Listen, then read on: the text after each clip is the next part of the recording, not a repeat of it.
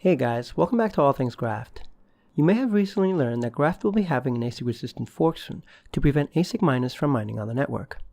This is important because if ASIC miners were to begin to mine Graft, it could lead to mining centralization, which could potentially have some detrimental effects on the network.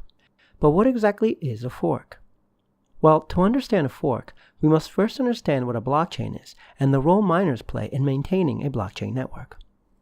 A blockchain is simply a series of blocks which store data that is copied and distributed onto all computers that are part of a blockchain network. In Graft's case, the blocks on the Graft blockchain store transaction data between a person that has sent the Graft cryptocurrency to another. What makes Graft unique compared to other blockchains, however, is that all the information regarding a transaction is kept private. In Bitcoin, for example, anyone can view the record of any transaction, including the sender and the receiver's wallet addresses, the amount being sent, the fees, and even each person's account balance. Transacting on the Graft network, however, is completely private, and none of that information is available to the public. Now, because the Graft blockchain contains a record of previous transactions, you can think of it as a digital form of a handwritten ledger, each block being like a single page within the ledger. Only this ledger isn't kept in a single centralized location, but distributed amongst all computer nodes that are part of the network. This is why blockchains are known to be decentralized, because there's no one single location where the blockchain data is stored. Now, the role of these nodes on the network isn't just to keep a record of previous transactions. Their job is to also add new transactions to the ledger by creating and adding new blocks to the blockchain. Through a process known as proof-of-work mining, Graft nodes compete with one another in order to add a new block they created to the blockchain. These nodes are also known as miners. Miners compete by utilizing computer hardware in an attempt to solve a very difficult cryptographic puzzle. Whichever miner solves the puzzle first earns the right to add their block to the blockchain and receives a reward in the form of Graft cryptocurrency for doing so. The role of the Graft miner is to maintain the network by directing computing power to solve for new blocks and keeping an up-to-date record of the blockchain. And because the network is decentralized, anyone is free to join and help maintain the network. All they have to do is download and run the Graft software, which sets all the rules on how to participate. From time to time, however, developers will need to make changes to the software in order to make improvements. One such improvement is that of making Graft resistant to what are called ASIC miners. Currently, all mining participants on the Graft network are utilizing either computer processors or graphics cards to help secure the network. This computer hardware has general purpose use and can be found in almost every computer in the world, which makes it easy to keep the mining aspect of the network more decentralized.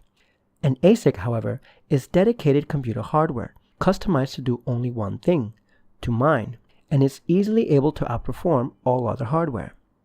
ASIC mining capabilities pretty much render CPU and GPU mining useless. If ASICs were to be allowed to mine Graft, it would force small mining participants to stop contributing to the network, and it would make it more centralized, as only those that have access to ASICs would be able to profit and earn the rewards. This, of course, could lead to even bigger problems, like the potential of a 51% attack, which I won't cover in this video. Blockchain technology is all about decentralization, and with the recent news regarding ASIC miners that can be used to mine Graft, the developers have decided to implement an update which will render these ASIC devices useless. You see, when Graft releases the new software update, all CPU and GPU miners will be able to go through with the upgrade. However, because the ASIC software is actually coded within the chips of the ASIC device, it makes them nearly impossible to upgrade and modify. This will allow all CPU and GPU mining participants to continue contributing to the network while eliminating ASICs and nullifying the possibility of any mining centralization. This new Graft update, however, will cause the Graft blockchain to go through what's known as a fork or a split in the blockchain. There are two ways in which updates can be made to a blockchain network. These are a soft fork and a hard fork. A soft fork is a backwards compatible type of upgrade where users can choose to upgrade if they wish. If they don't, then they simply won't be able to utilize any new features that were released with the upgrade. A hard fork, however, is not backwards compatible and requires all participants to perform the upgrade. Any participants choosing not to upgrade will no longer be able to participate on the network. Let's take a closer look at how hard forks occur, as this is the type of fork Graft will be having soon. All miners that add new blocks to the Graft blockchain do so by following a unique set of rules specified by the Graft software. If a miner were to attempt to add a new block, which didn't follow these specific set of rules, the other nodes on the network would reject the new block and would add it to their copy of the blockchain. The only blocks that can be added are those created by following the rules. When the recently announced Graft software update is released, computer nodes that perform the upgrade will start creating blocks which won't be compatible with the rules of the old software. These new blocks will only be accepted by the nodes that perform the upgrade.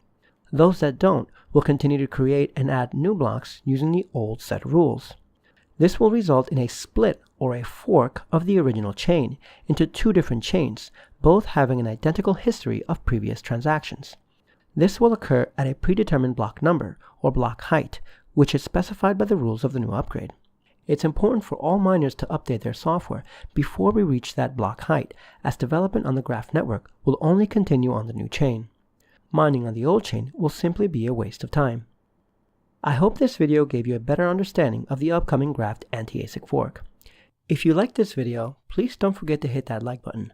Also, I plan on making a lot more Graft related videos, so don't forget to subscribe. Until next time though, this is All Things Graft, signing off.